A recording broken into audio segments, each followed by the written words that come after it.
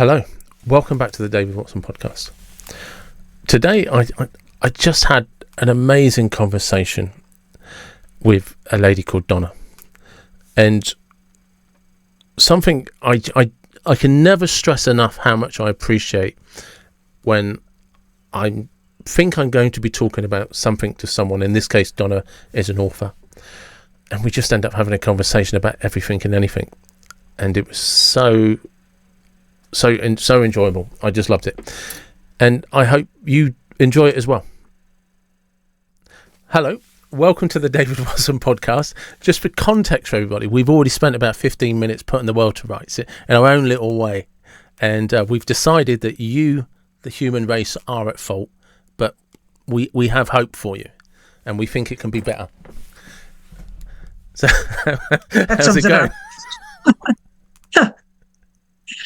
Well, I'm weighing the hope and the fear, but I think we're both quite optimistic for hope, aren't we? We are pitching for hope. Yeah. Well, the sun is out, the sky is blue, and so I'm going to go with hope for today. Yeah, definitely. We're team hope. The world can do better, and we believe there's plenty of examples in history where it's done better. Yeah. So that's where we are. We're team hope. Yeah. So with that, one of the things we were talking about is with you being a writer, and am I correct in saying that it's 3 decades of teaching writing? It might even be more. Wait a minute. Let's say it's a little more than 30 years of teaching writing. I won't even say how much more. Okay, let's settle on 35 years. The first workshop I taught was in 1987. So that's we're going on 37. Why hide? I'm proud of it. No, absolutely. It's a fantastic body of work to be able to teach something with such passion for so long. Just so out of curiosity, which is it, a passion for reading that led to a passion for writing, or did you just develop a passion for writing? Oh no, it definitely was a passion for reading. I started reading. I was a big reader as a child. I read all the Little House books, which was good that I read them then because poor Laura Ingalls Wilder has been canceled now. And then how can you cancel Little House on the Prairie? Yeah, I don't know. I don't make these decisions. Well, in some of her books, she disparages Indigenous peoples, so she's over. But I love those books as a child, and also all the Narnia books. Read those twice as a child. I could go on, but at 13, I read. I mentioned earlier George Orwell, 1984, one of my favorite books, and it was that's what inspired me to write was reading. And then in high school, we read The Great Gatsby, which I think is just a masterpiece of literary construction. It just passed into the public domain, so there's been all these adaptations. But in any event, the English teacher in that class peeled back a lot of what Fitzgerald did, the layers of meaning and the names that he chose, the foreshadowing of events. It's a very tightly constructed book. I think without that, I don't know that it would be one of my favorite books. The characters aren't particularly likable. It's kind of a little downbeat. But that was another time that I thought, oh, wow, I'd love to do this too. Now, it's a lot harder than it looks in an English class when the instructor is telling you how to do it. But and how much you can teach it to other people is always a good question. I don't think you, in some sense, so I like to think of the workshops I've led as facilitating workshops rather than teaching. But I'm afraid I've told this story a few times. When I was 24, I went to Writers' Conference in Berkeley, and it was run by, I don't mind saying his name, it was run by an embittered academic named Leonard Michaels. And he just reveled in taking these people who'd signed up for this conference and just humiliating them. There was one woman who'd poured her heart and soul into a memoir about her family, and he read a few paragraphs of it and he said, they cut down trees to make paper. This was before the internet, of course, now we don't have to. But I just thought that was so cruel and so unnecessary. I didn't write for 3 years after that. I wasn't even the target of his sadism. But several years later, and after a little bit of psychotherapy, I got into a workshop, also in Berkeley, but not connected with the university, run by another Leonard Bishop, who was running a novel writing workshop. And he seemed to believe that the most important thing that anyone could do was write a novel. And not only that, but all of us could do it. He would say, your novels aren't published yet because they're not finished yet. And even back then, I thought, well, we need firefighters and emergency room doctors too. But I really needed to hear that. It was a real turning point for me. So that's when I really got serious about doing my own writing. And then it was after that I got inspired to, we'll just say teach writing, because I had seen other writers as my competition, but thanks to this second Leonard, I began to see them as compatriots, and also I wanted to pass on what I felt he'd given me, which was just the kind of belief in myself. I have a thought which just popped into my head when you said about the person that was disgusted because they cut down trees to make paper. Well, in fairness to the idiot that you mentioned, because we cut down some trees, we eventually invented the printing press. And without the printing press, we'd have never had anything. And we would never have evolved to where we are today, including himself. So if you're listening to this, you're a fucking idiot. And that's my 2 pence worth. That's my 2 pence worth. Because we would have just cut down trees to burn them anyway, because we'd have never evolved. We'd still be living in the medieval age, because nobody would have learned to read or write. And it'd just been the domain of the monks. But the printing press brought education to everybody. And it's the greatest gift a tree ever, an incredible gift that trees give us amongst all the other things and all the ideas and all the sentiments. And the computer is kind of the next level of bringing information to people, whatever its downsides, which are easy to point out. And they would have never existed without the printing press, because nobody would have ever designed a printed circuit board. Nobody would have ever designed a wiring diagram. Yeah. All right. So paper wins. Yeah. We're good. See, this is how we were putting the world to rights before we started. Yes. Yes. And when I was looking at your website earlier, one of your books, The Talking Stick, and that's your latest one, is that correct? Yes. There's a line on there which I really loved, and the reason I loved it is because the line was a description, and it said romanticised versions of the truth. And the reason I love that line is because you could say that line in one word, but it would sound differently, and that's nostalgia. Because nostalgia is romanticised versions of the truth, but it just doesn't sound anywhere near as romantic. And I just thought that was beautiful, because that's probably an amazing description of nostalgia. Yes, that's right. I mean, people looking back on a time when, I'm actually trying to think, strange example, but whenever anybody talks about how things were better in the past, my immediate response is, what about dentistry? I was like... I always describe it as things weren't better, they were simpler. And there's a difference. It was a simpler time. Yeah. That's all. Yes, but dentistry is a good point. I will say that also, if things were simpler, that's also a romanticized version of the past. But what interested me in writing this, what inspired me to write this book. Actually, if you don't mind, I'll go back and say that it was the original idea was, or the precursor to the idea really was at least 10 years ago, maybe even longer. I was with another writer friend. We were just having coffee, and we agreed that we both were interested in writing a novel in which there was some magical object.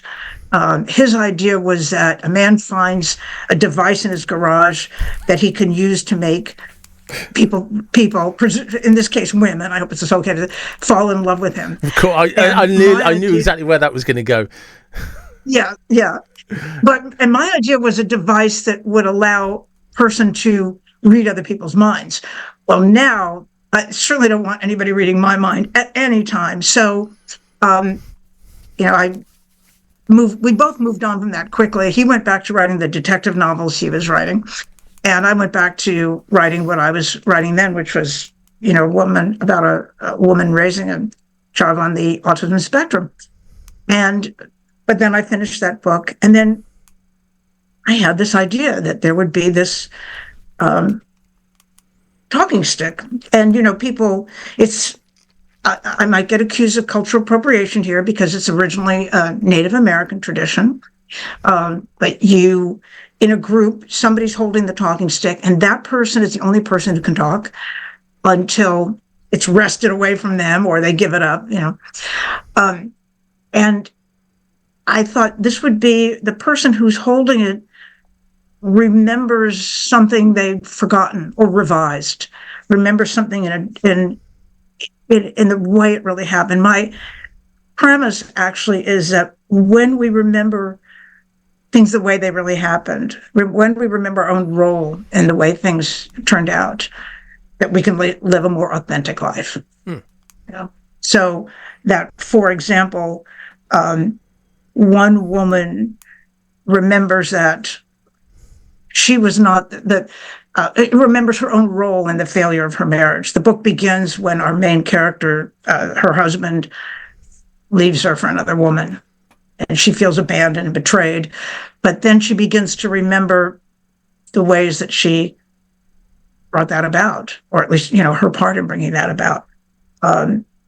And another woman who's a single mom realizes that who remembers it as having been abandoned by the biological father, remembers that she never told him she was pregnant. So it's interesting. Without giving you a whole summary of the entire book, those are things that happen at the beginning. And there's another woman who's addicted to Valium, and she doesn't think she's addicted to Valium. Good girl. She just thinks We've got a lot of time for self-denial. Yeah. But then she has a memory that causes her to realize that, yes, I am an addict. Now, what am I going to do about it? And of course, what she's going to do about it is a little tougher. Yeah. And yet it's funny. It is. I find sometimes the best stories are the ones where we're just honest. That we have these good parts in us and we have these flaws. And if we're just honest about them with a little bit of a wink and a smile, and maybe just laugh at ourselves a little bit, it turns out. I thought of it in some ways as a kind of a dramatization or metaphor for the process of psychotherapy, where you just have to, which is not just somebody telling you, "Oh, you're good enough, don't worry, you're fine," but somebody actually helping you confront uncomfortable truths about yourself. No, it's true. I was telling you earlier that because I do hypnotherapy and I work with head injuries, and I also do a lot of therapy for people in coaching and stuff. And it's basically listening to somebody and then just saying, "Have you considered this version of the truth, which is probably more likely because it's what everyone else sees?" Because but then do it. So sometimes when people beat themselves up, they need to do it with a feather. And just be a little bit more gentle about the process and just accept we're not perfect, but you are being a bit of an idiot, or you may have overthought that or overindulged your emotions there.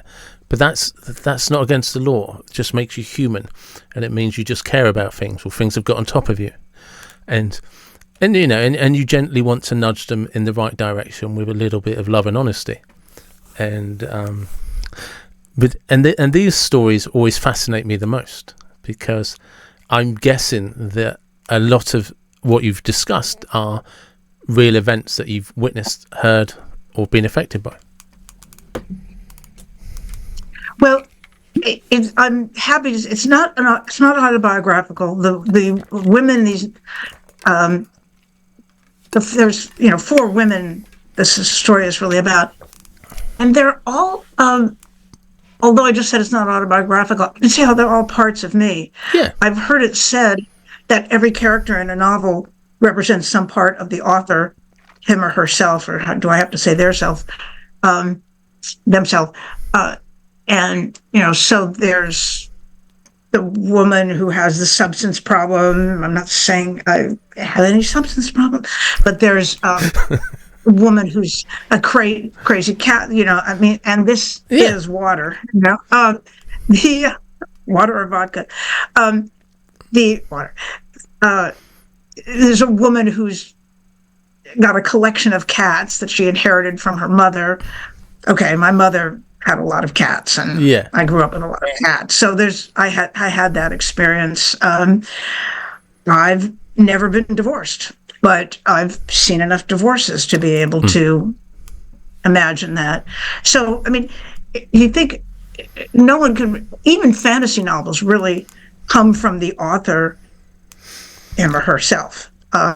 You have to. I wrote a book about 10 years ago called 22 Floors, and it was a book about reincarnation from the point of view that somebody who committed suicide and how their soul would reincarnate.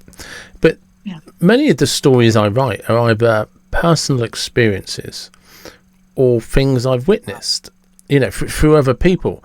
And you just attach that story to a character in the book. Or you then take a bit of artistic license about what would happen or what didn't. And I remember I never finished writing this book.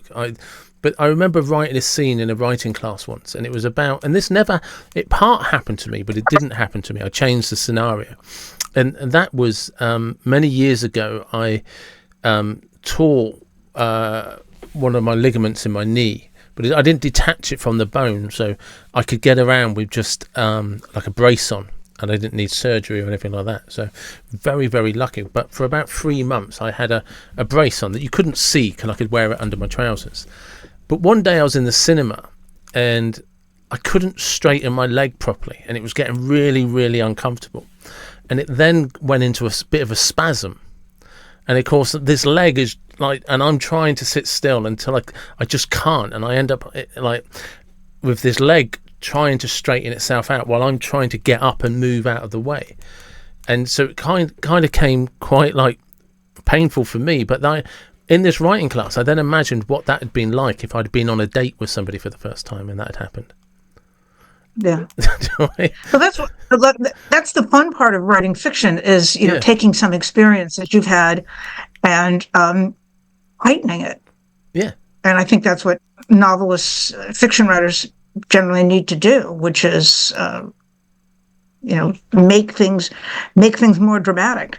And imagine what you would do in situations that you haven't been in, but you can imagine, what they would be like. And I knew that you'd written that book about reincarnation. I'd heard you mention it on an earlier podcast. I hope there's no reincarnation. I really don't want to come back. So the premise of that was, so many years ago in my 20s, I was having a very difficult time in life, and I thought about killing myself. And I was sitting on a train platform in Elscourt, just thinking about which train to jump in front of. And there was no dramatic, epiphany moment. I just suddenly realised I wasn't going to do it. So it was just we'll get on the train and go home.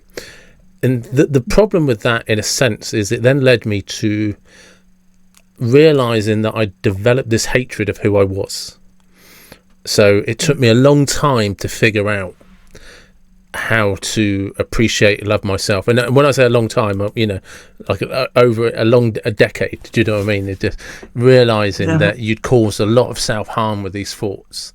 And but it led me to write in a book, and partly what led me to write in the book was that I was raised as a Catholic, and of course the Catholic Church, suicide is a kind of an ultimate sin, and it's a mortal sin. Yeah, and it just didn't make sense to me because I knew too many people that had committed suicide, and they were really good people, like including family members, like proper decent people. And from my own experience, I realised that if you get to a certain depth of darkness about yourself, that it's very easy to become convinced that the world is a better place without you, and that in fact one of the problems in the world is because you exist, and it's a good deed to remove yourself from it. And so I realised that when you get to that place, you've got to be careful what sort of vacuum you can create in your own mind because that's where it'll suck your thoughts. And luckily for me, I was able to get away from that, but it gave me an insight to where people go.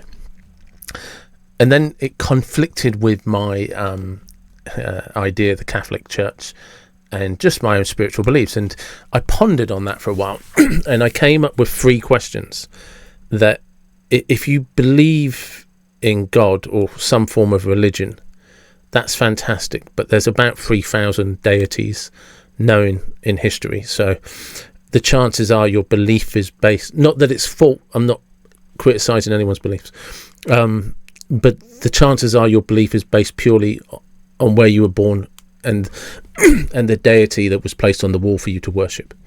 It's education, and it's as simple as that. The second one is you can believe that we are somehow all connected to something in the universe, and whatever it is survives in some form, whatever that form might be. So at that point, the third option is you just don't believe in anything and we drop dead, in which case you don't need to carry on listening or reading the rest of the book, because it's not going to apply to you because you don't believe in any of it anyway. So it'd just be nonsense, and life's too short to read nonsense. So from the premise of number 2 is, if we exist beyond this, then the real question is, why do we do it? And that's why I started writing the book from. Well, I'd like to talk about this, actually, because this has been a big issue for me all my life. I was raised in the Reform Jewish tradition. Yep. And for me, it's a lot about the tradition and my heritage rather than any particular dogma. But I've always been preoccupied with death, frankly. Yeah. And to me, it's just, at this point in my life, I'm afraid, I don't like it, but I'm afraid it's just lights out. And I think that possibly stems from when I was 2, I had several minor surgeries. I have no recollection of them whatsoever.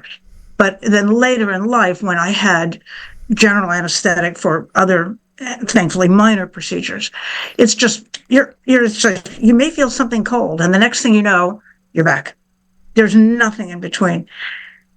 And I think that I must have experienced that as a child and as a baby, really, and just said, okay, this is what it's like. Now, I've spent the decades since then being in fear of that and hoping that I'm wrong. Hoping and often thinking, having moments where, yes, I felt we're all connected. And how can it be that this little tiny blue marble, this little speck, exists in this unimaginable vastness? And why? Why this one little speck? I mean, we don't know. Maybe there are other planets like ours. So far, we have no evidence of that. It's virtually impossible that there isn't other life. It's not possible. It's completely impossible, just purely because of the vastness of the universe, and I mean, we alone in the Milky Way. I mean, when I say the vastness of the universe, there's more galaxies than we can see and that we're aware of. And the Milky Way that we orbit is a 10,000 year orbit. That's how big it is. takes us 10,000 years to orbit. So, and seeing as there's more galaxies than we have numbers in our mind, that's possible for us to comprehend. Just it's impossible for us to be the only species of life. I would agree. What that life is, who knows? Yeah. And see, I think it wouldn't look, when you look at science fiction, I was a Star Trek fan, and I'm not ashamed to say it. They will go to other planets and people look just like us, maybe with bigger noses or an extra eye or something like that. But if there's life on other planets, it would have come down a different evolutionary path. So it wouldn't look at all like us. Yeah, but that's also, almost like being made in God's image, isn't it? That's just literally. Well, we get back to that. But to tell you the truth, that's a pretty big that's a difficult concept for me to believe. Well, and I'm not an atheist. I think sometimes we have to step away from what do things mean versus what we want them to mean. So when you look at Star Trek or Star Wars, it doesn't matter what it is. Just for pure function, everything looks in some form humanoid form. That's also reflective of how we see ourselves as the centre of the universe. Okay. Now, what if the concept of, and just for the benefit of a conversation, we'll just say whatever it is that exists comes from some starting point, which we'll call God. Okay, right? And God can mean whatever you want it to mean to anybody, right? But if there is a reason for doing this, it means we come from somewhere to do this. So we must return to somewhere or follow on to somewhere.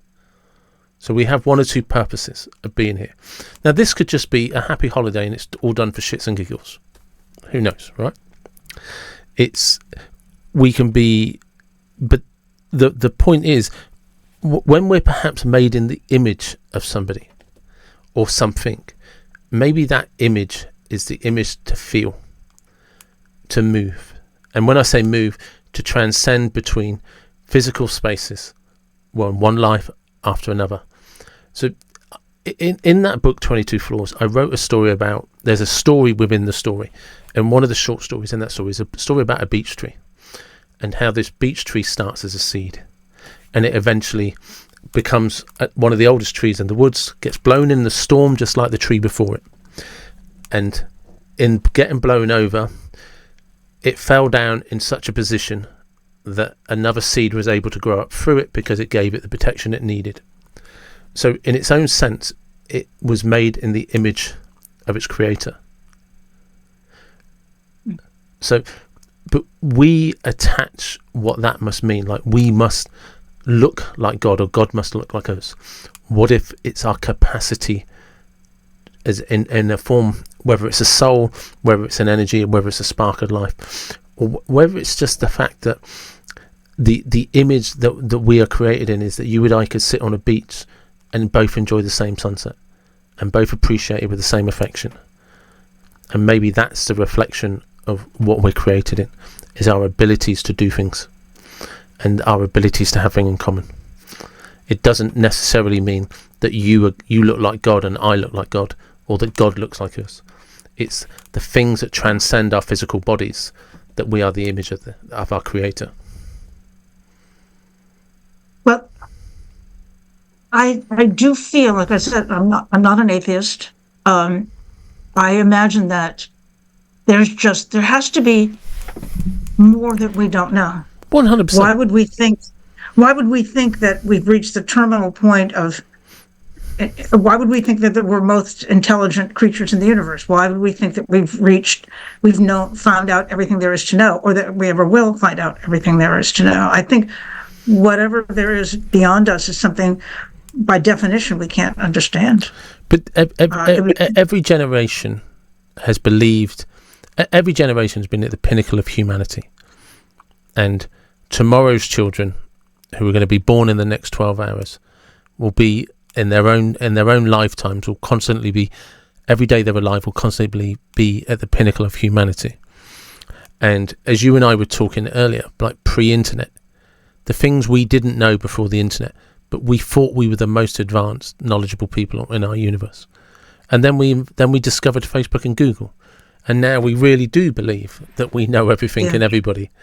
And tomorrow they will believe the same, and everyone will believe the same, because we're always looking forward, and because we're always looking forward and things are always new, we are always at the pinnacle of human history.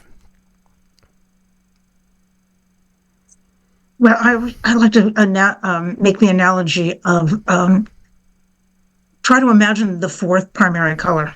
What would that be? What, there's sounds we can't hear. There's colors we can't see. There's we're like frogs in a box with 5 holes. The 5 holes representing these, the 5 senses: sight and hearing and taste and touch. So all the information we have, however we process it and however we turn it into books or however we teach AI, whatever, has all come from those 5 senses. Yeah. What's to say that there aren't other senses? And I'm not talking about psychic phenomena or anything. Who's to say? Need to be convinced of that. But who's to say there aren't other ways of accessing information that we? But there are. We just don't know. We interpret things, don't we? We interpret humor. We interpret love. We interpret hate.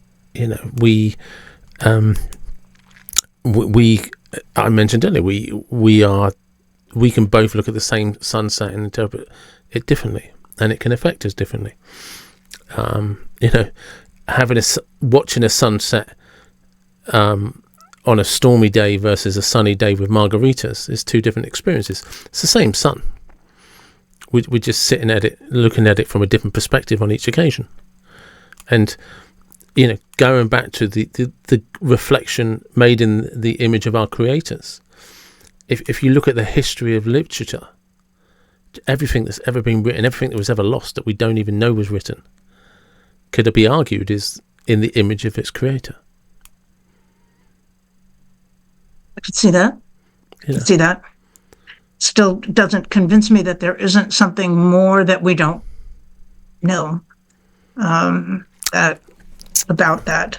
The question, what we call creator. The question for me, and on a good day, I believe wholeheartedly we are somehow all connected to some greater thing.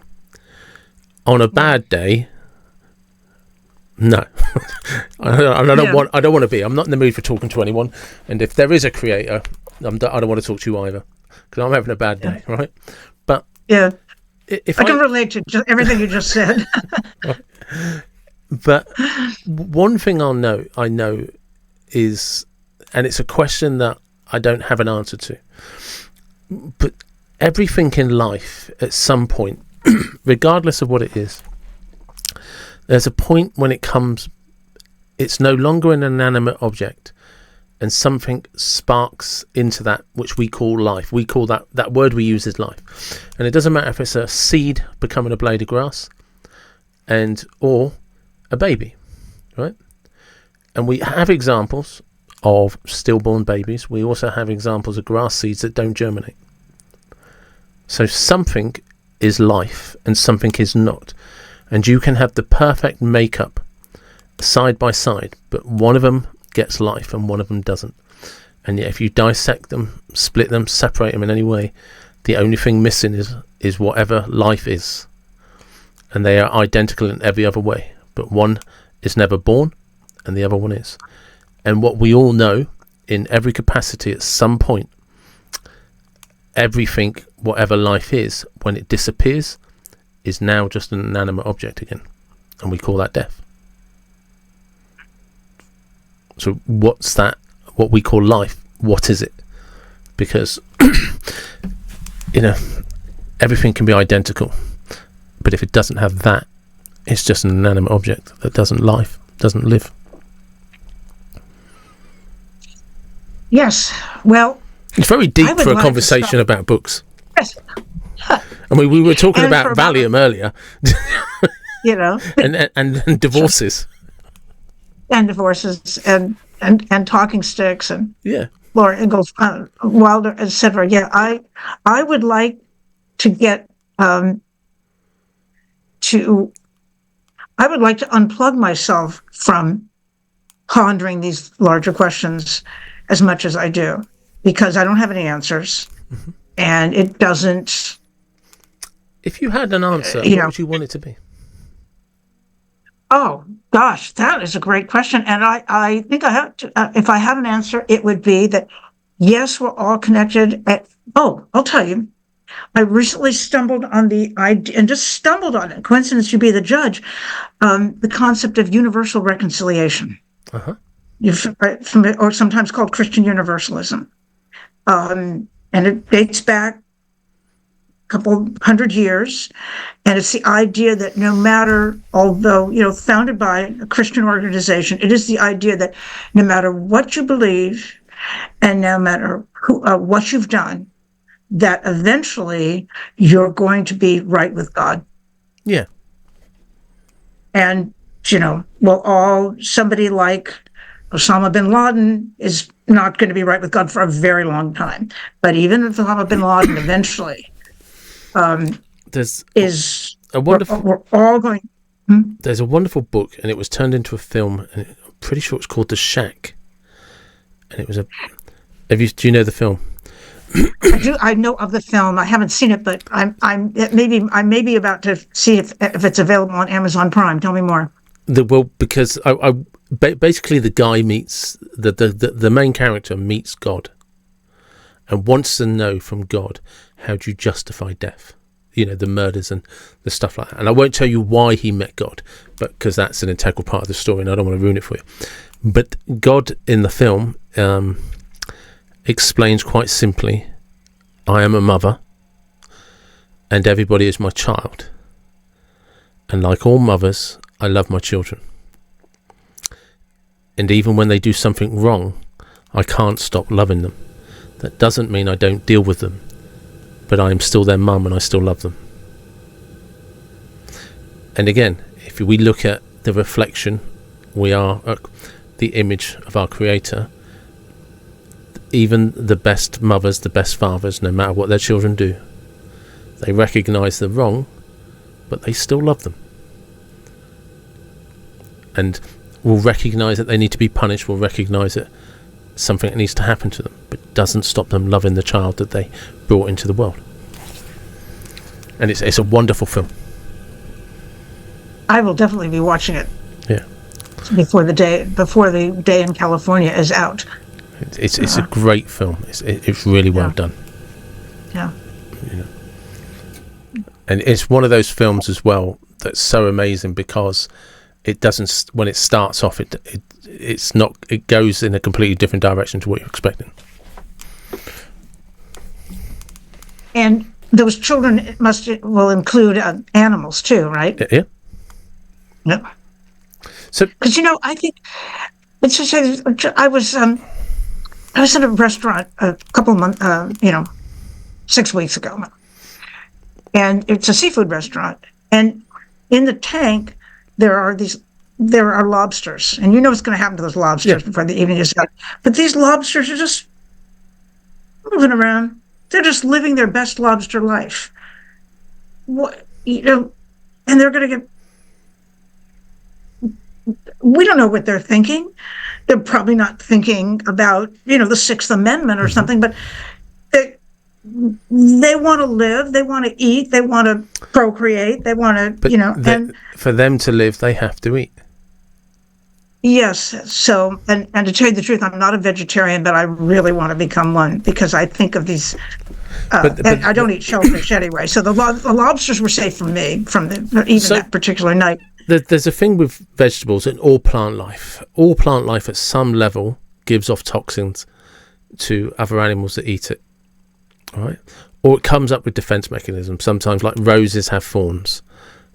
Often bushes have thorns, or there's certain plants that are poisonous until you cook them or crack them open and get the seed from inside. So they all have a defense mechanism for a reason, because they're designed to be eaten. They expect to be eaten. There's there's the tree, the holly tree, right? Most people look at a holly tree and see all of the spikes, and then these gnarly leaves that are very thorny and have the sharpest spikes on them. If you don't prune a holly tree, as it starts to grow, the leaves change shape completely, and they become oval in shape and completely smooth and lose all their thorns. And then if you trim the branches back, they come back all prickly to defend themselves again. It's because everything is designed to be eaten by something or attacked by something. Everything is some form of food chain or circular life, including the very fact that when you and I die, we will, ashes to ashes, dust to dust, we will return to the earth from hence where we came. And we have this nostalgia, if you like, this romanticised version of the truth, that we're greater than what we are. Because as you and I were saying before we actually started the podcast, we're animals. We forget that. And every animal, through every species, whether it's an apex predator or a herd animal that provides food for the apex predator, you are always outnumbered the further down the chain you go. You always outnumber the thing that hunts you. And if you're over-hunted, the further up the chain you go, the more they die off. And there's always this balance, this checks and balance. So we can't have it always. We either accept the animal inside us, and that we are predominantly a protein-based animal that functions better with proteins and fats, and we're not a herd animal. But I think where things are amiss is once upon a time we were much better at appreciating how food was on our table, whereas today we'll complain because donuts are not 6 for 99 cents in the supermarket and not a care in the world about how they got there. Whereas once upon a time somebody in your family might have gone out and hunted, might have gone out and grown that food, or had worked 60 hours and blood, sweat and tears to keep a roof over your head and food on your table. And we ate at the table with a much greater appreciation for what we were about to do. And I think sometimes that's where it gets lost with humans. Well, if you don't mind, just kind of bounce, picking up, doing a billiard ball bounce off that. I scroll through Instagram when I have to, because to me, looking at Instagram is all about parties I wasn't invited to, But then then Instagram keeps recommending all these posts that are all about, setting boundaries in your life and caring for yourself. And those are all good messages. But when these are people who want me to subscribe to their channel and hear those messages from strangers. And as I see message after message after message, and a lot of them are about relationships and, mostly young people, sexual relationships. And I think these are people who don't have enough problems. Oh, yeah. These are people who could take the time to think about, how can I make my relationship even better than it is? Well, and you have food on the table, and you have a roof over your head, and you have clothes on your back. Let's get over it. Not everything has to be exactly the way you want. And here's a way that I sometimes get people to reflect on this. Did you ever meet your grandparents? Yes, I knew all 4 of my grandparents. Okay. And where were they from? Well, actually, they 3 of them were born in this country, but and the other came to this country as a toddler. But the generation before that all came from my great grandparents all came from Eastern Europe. Eastern Europe, okay. Eastern Europe, yes. Yep. So the grandparents that you knew, how would you explain to them somebody on Instagram talking about their sexual relationships? And make it make sense. Very carefully. Right. So My friend, yeah. you wouldn't be able to, literally couldn't be able to have a conversation with them, right? But if you wanted advice on how to bring up a household and a happy marriage, would they be able to talk to you? Yes, that's true. If you can't talk about it to the generation before because it's too complicated, maybe you're the problem. Well, I actually, and I don't mean you literally. I mean, do you know what I mean? Society is the problem. Yeah. If I can't talk to somebody, if I can't talk to my grandparents, who when they were alive, about in Instagram and blah blah, because you and I could talk to them about every topic in your book from a point of view about a problem with Valium, the talking stick, a marriage breaking down, they'd understand that. Right? Yeah. You could even explain to them maybe what social media is. Could you imagine talking to your grandparents about what a vegan is? Well, possibly. I don't think they'd approve or want to go that way, but I think the vegan thing was vegetarian, definitely. Vegan, that's harder. Because how does laying an egg hurt a chicken? You tell me. Well, it doesn't. Cause this is one of the things. Chickens lay eggs regardless. Yeah, exactly. You know what I mean? So, yeah. But I mean, I think there's a difference between the vegan who, for me, there's two types of vegan. There's the supermarket vegan, who is vegan because it's convenient and it's very nice, and we can be, I can tell everybody how gracious and good I am. And then there's the vegan that has a plot of land and grows fruit and grows vegetables and probably does some sort of exchange scheme for goods or services and etc., and probably don't really use supermarkets and use local farmers markets and probably do produce and could talk the hind legs off a donkey about crop rotations and seeds, and do you know what I mean? That they live the life. What they don't do is, have a six-figure salary in an office building in the middle of a city, and then preach to everyone about the ethics of being a vegan. Well, I have no desire to be vegan. I will say, and again, I don't eat shellfish, but when I see those lobsters in the tank, and I know how their night is going to end, I think I would like to be a vegetarian. I just haven't. And I'm living in a city, and I have a backyard that I don't grow anything in particularly, except the weeds that come up. So I would be a supermarket vegetarian, but I think the thing or the point is that what we're talking about, if you think about your grandparents, what we're discussing is first world problems. Personal. First world problems? Yeah, first world problems. I love that expression. I love that expression. Yeah. Because if you were talking to your grandparents, they would just be like, do you mean you're complaining about the food you have with a roof over your head and about the life you have that's really good and comfortable with good medication, good medicine, good transportation, entertainment? You'd be like, I'm complaining about all of it. And they're like, you've no idea how good you've got it, do you? No, and I can tell you that my great-grandparents didn't come to this country because they were made to feel so welcome where they were. They all, they all, were escaping. Eastern Europe was a rough place for centuries, still is. Yes.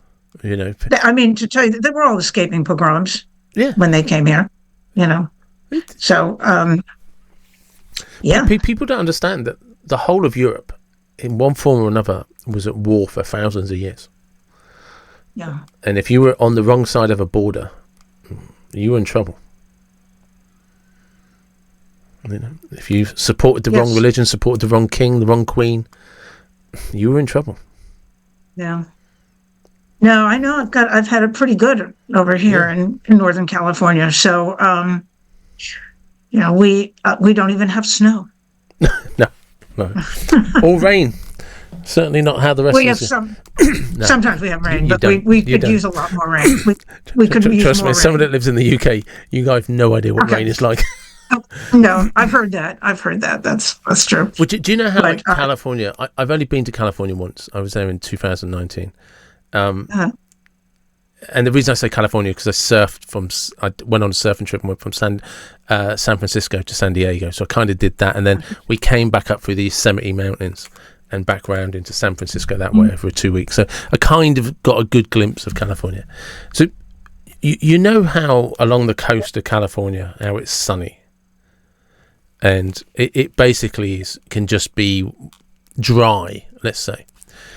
It wouldn't be unusual. It's a desert climate. Yeah, well... I'm sorry. No, that's fine. So the UK could basically rain the same way that you have sun in certain parts of the UK. Yeah. Do you know what I mean? So, we would consider it a good week if it just didn't rain for a week. And that'd be unusual. We might get a dry spell in the summer would be that it didn't rain for 4 or 5 weeks. That's Oh my God. Yeah. So you could certainly over the autumn and the winter, you could have two easily 8 weeks of just rain. It just rains. It's just raining in all different forms, from drizzle to heavy rain. It just rains 24/7. That sounds like a real drag. Yeah, it's horrible, but we don't know any different. That's why we always go on holiday to hot countries. Yeah. And that's why we go crazy for the beach when it's sunny. Just like, oh my God, this is so rare. Well, I live about 2 miles from the Pacific Ocean. And once in a while, and I forget that. And that's why it's in San Francisco, it's very foggy a lot of the time. And especially my neighborhood's one of the worst ones. But after hearing what you've had to say, I'm going to not complain about that for a little while. But once in a while, I have reason to drive out the main street out to recall the avenues, and all of a sudden, whoo, there's the Pacific Ocean. Oh my God, I forgot it was there. And which is funny because when we landed in San Francisco and it was foggy and it was a bit wet, and we was just like, this is shit. I did not fly to California for the British weather, and it wasn't until we got down to Santa Monica that it was chalk and cheese with the weather. Yeah. Well, California is a huge state. It's the third largest. It's bigger than the UK. I didn't know that specifically, but I do know. Yeah, I'm pretty sure it's longer than the UK. It's a massive country. Yeah, but I certainly believe it. So we are many different climates. It's just the Bay Area. We have what we call microclimes. Yeah, definitely. I'm here in the summer, and it's literally in July. It's 60 degrees where I live, and my friend in Walnut Creek, which is 25 miles away, it's 90. Yeah. So we have a lot of that's what that. We noticed. It's literally there's a line, and once you cross that line, desert climate. Yeah, it's sunny. Yeah. And when you're above that line, it's like that's kind of more what I'm used to. Yeah. Well, I'm a native Californian, and I'm proud to be. Whatever problems we have, and of course, like everybody, we have problems. When I was in California, I remember being in I think I was in Santa Monica, so a coffee shop, and I was chatting to this elderly gentleman who just was sat next to us and started talking to us, and he was just like, oh yes, so what do you think of America, and what are you making of it all? And I said, to be perfectly honest with you, the thing I've found or noticed so far, the problem with Americans is they've no idea how great the country is, and maybe a few of you need to travel a bit more and you'd see how good you have it, because it's an amazing country and you just don't appreciate it. Well, I know it now. I think I know how good I don't think it. On the whole, I'd say one of the big problems in America, and again from all the people I sort of talk to, is too many people don't realise what the rest of the world is like outside of the United States. And it's not to say it's not perfect. It's not to say that things can't be better, but you have it better than most, and pretty much anybody who lives in the West does. I feel that. I don't know how it came about. We're very pluralistic. I think we're many different countries in one. I think, Texas is very different from California. The Northeast is very different from California. I do get a little tired of having to watch my pronouns, but we're not. That's okay too. We're not quite there yet with the UK, and we're kicking back against that sort of stuff. And I won't use pronouns. You can identify as what you want. You were born a man or you were born a woman. That's how you feel about that as you get older. That's you entirely up to that. But I don't identify as somebody that cares. I wish there was what we need is common sense. And this is the fault of our common language, English, actually. What we need is a neutral, singular third person, because they is plural. So it's gender neutral, but it's plural. Explain this conversation to your grandparents. If you can't, it's a first world problem. Yes. Yeah. And for the record, for both of us, we're not talking about what you should or shouldn't be allowed to do. I don't have to engage in your belief, because it's a belief, it's a feeling, and I don't have to engage in that. However, you should be allowed to believe whatever you want, but it doesn't mean the rest of us have to. For me, actually, as a writer, if that doesn't sound too pompous, it's all about the language. Yeah. It's just, you can't say, we need something like the French have on, yeah, which is a gender neutral third person. So that's what we need in English, because it is a gender neutral, but it's dehumanizing. So, I'm waiting for somebody to come up with that. And, I think that, I guess it won't be me, unfortunately. I need somebody to explain to me how it's not a form of narcissism. And I'll clarify that, as in, if you believe the rest of the world needs to follow suit and do what you say, how is that not a form of narcissism? No, I agree. Not what I see in the mirror and what I want myself to feel and look like. That's personal to you as an individual and a person. When I project that on, the whole world has to recognise that. Well, that's narcissism. Not just narcissism, but kind of bullying. Oh, yeah. Which is another downside of the internet. And I love the internet. We wouldn't be having this conversation otherwise. No. But it also becomes a very easy place to bully people and target people. So, unfortunately. Reflecting on everything you and I have kind of discussed, which is, how do you encourage people to explore that in writing? To explore around writing? Well, because you and I have touched on some huge subjects, and they effectively come down to a mixture of what we don't know but want to believe, where we see troubles in the world, and how we understand a world, like what once upon a time there was a world we understood. And one of the things that I think I try to be conscious of is, do I have a fear or a prejudice because I'm not able to articulate it and what it is I don't understand or do understand? So, so sometimes that's where we might be afraid of something. Just because if I can't talk about it and I don't understand it, it's easy for me to reject it as nonsense, because I consider myself incredibly intelligent and everybody should have to listen to me. It's so, but because when it comes to writing, I found that some of the best things, whether it's a blog or a book that I've ever written, are the things I was afraid to be honest about. Yeah. Well, the first advice I would give to would-be writers or people who are writing is to read a lot. Too many writers I know are writing and they say they don't have time to read. Well, that's completely unclear on the concept. And then meanwhile, there are all these platforms proliferating that are going to teach you how to write successful fiction. And I always think of the moral of the little red hen. Everyone wants to eat the bread. No one wants to help bake it. Yeah. And all these people who attend these workshops online, and I have facilitated some of these workshops online, and I've been to writers' conferences and I've talked at writers' conferences, but I think everybody gathers for that. But I just kind of want to ask, who do you think is going to buy your book when you've become this successful novelist?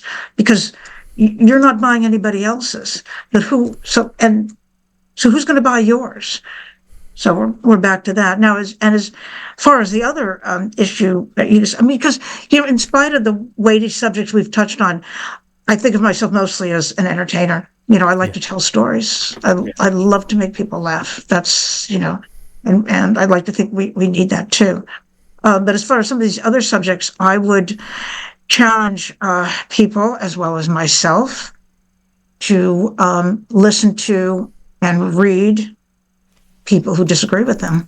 Yes. And not just keep seeking out confirmation for what you already believe. I think that's one of the an underestimated or an underrated pastime when it comes to topics. And I think partly because the internet's become a bit of a place to shout people down, whereas once upon a time I could just go to a shop and buy 2 different newspapers with different political views and read what each side was saying about it, and maybe go and listen to somebody do a talk and or something like that. Whereas now you tend to, even when you see people allegedly having a debate, what they're actually doing is shouting at the other person and why they think they're wrong. And you're just like, I'm not learning anything. I'm just hearing 2 people screaming at each other. And I don't know if that's changed so much as it's just become easier and more visible. Yeah. You can reach, I think in the United States, the first televised political debate was Nixon and Kennedy in 1960, if I remember correctly. Yeah. And so, now that's been multiplied 100 times over in terms of how loud you can be, metaphorically, when you're shouting your opinions. So that's that's scary, but that could, at least in theory, be a force for good as well. Yeah, it can definitely be a force for good. I do think the internet has almost been a wildfire that's going to put itself out. Mm. So, I hope the bad part, the wildfire part, does put itself out, but we'll have to see. I mean, there's always been too many of us have just had enough of the noise that we're just switching it off. We just, as soon as somebody starts doing it, we're just like, I don't want to talk about it. Yeah. And it's that's kind of. This has been a brilliant conversation, by the way. I'm sorry we haven't talked more about your books. Yeah. Well, we could make a final plug for it. It's called The Talking Stick. And if you go to my website, which is the imaginatively named DonnaLevin.com, it will all be in the description. Where you can buy it. Yeah. It will. Okay. I put everything in the description, and I'll send Bruce all of the links to all of to where the podcast goes, so that everybody can. Okay. Great. But I don't want to. I do just want to ask you a couple more questions, because they're the random questions that I like to ask people. Okay. Sure. But one thing I wanted to ask you first is, when did you first decide that you wanted to write a book? Like, not when you wrote it. How old were you, or where were you when you realised, actually, there's a book in me and I need to write that? Well, I imagined writing a book when I was reading Laura Ingalls Wilder, and when I read The Great Gatsby at, I guess, age 16. Okay. I decided I really wanted to write. It took me a very long time to get to it. And I'm no F. Scott Fitzgerald, but I would say that was the time. If you could do this kind of magic thing, and the 16-year-old you who's just read the Laura Ingalls, if you were able to, what book would you tell her to read? Well, actually, some of the books we're talking about the 16-year-old me. So if I was able to somehow create a magic room where 16-year-old you could walk into that room and talk to you today, what book would you tell her to read? Well, to tell you the truth, a lot of the books that I did go on to read, all of Dostoevsky, most of Tolstoy, Dickens, Thomas Hardy. Yeah, but that's okay. Maybe, yeah. That's, yeah. What book would she tell you to read again? What would I tell her to read again? Then I'd tell her to read Gatsby again, which I did do. I'm trying to think what the big, mind-blowing changing book that I read later that I wish I'd read sooner. And to be honest, I'm not thinking of it. I like that, though. I like that. Go on. I was going to say, I would tell her to read even more. Okay, yeah.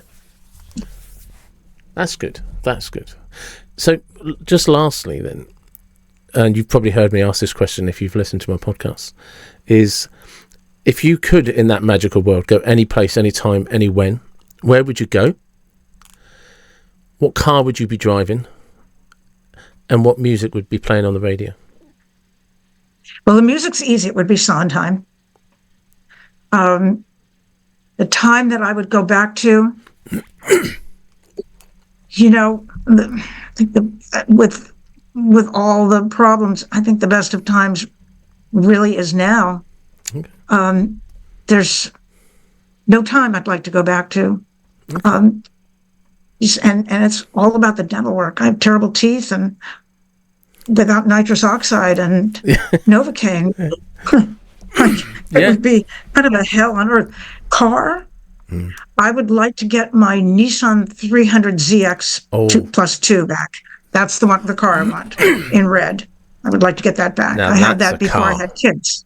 That was a car. That was a fabulous car. It had a little, on the dashboard, you could push a button and it would change from miles to kilometers. Yeah. Not that I know kilometers because I'm an American. But you've not missed out on anything, trust me. The metric system is well overrated. That's good because I'm never going to learn it. Yeah. So we haven't in the UK really, despite the fact we use it. Do you know what I mean? It's the Datsun 370Z. Now that's a car. That was a car. I miss that car.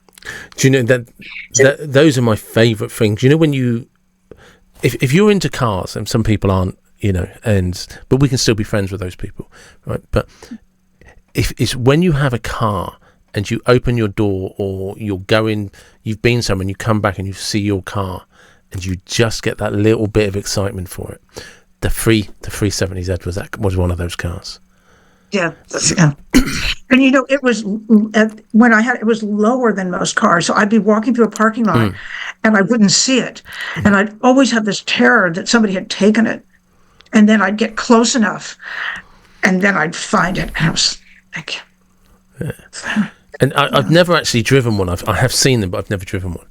But I've seen the interiors, and they always struck me as the sort of car that when you're in them, it's its own little space that's just good to be there. Do you know what I mean? It's like every time you get into it, it's just like, I'm somewhere I'm supposed to be. And it had this great sound system, and I just had used cassettes in those days, but that was fun. It was brilliant. Kids today will never understand the joy and I think it's one of the things that like you mentioned a car, and you and I just both went to a place. Yeah. Do you know what I mean? And it was such a stunning, sexy car. Oh, and mine was red, by the way. Did I mention that? You did mention it was red. Was it manual or automatic? It was automatic. Yeah. That's America. No. Yeah. You never quite got the hang of manual. No. You never embraced it the same way the Europeans did and the British. No. But it was a stunning car. It really has. It was a stunning, sexy car, and now I'm feeling painful nostalgia for that car. I'm wishing very hard that I could get that car back. Well, but never say never. Never say never. C'est la guerre. Absolutely. This has been fantastic. Thank you so much for your time. I really have appreciated it. Thank you very much. Me too, David. Thank you so much. You're welcome. Well, there you go. Two people just talking about everything and anything. And maybe you have your own opinions. Please feel free to share them. And just for some reference, Donna has written many books. The Talking Stick, There's More Than One Way Home, He Could Be Another Bill Gates, California Street, Extraordinary Means. And then 2 books to help writers get that novel written and get that novel started. So I will put the link in the description to Donna's webpage. Please do check her out. And as always, for everybody that's listening or watching, thank you very much for your support. It is appreciated. And please, wherever you are from, whatever you believe, please take care and be blessed. Thank you.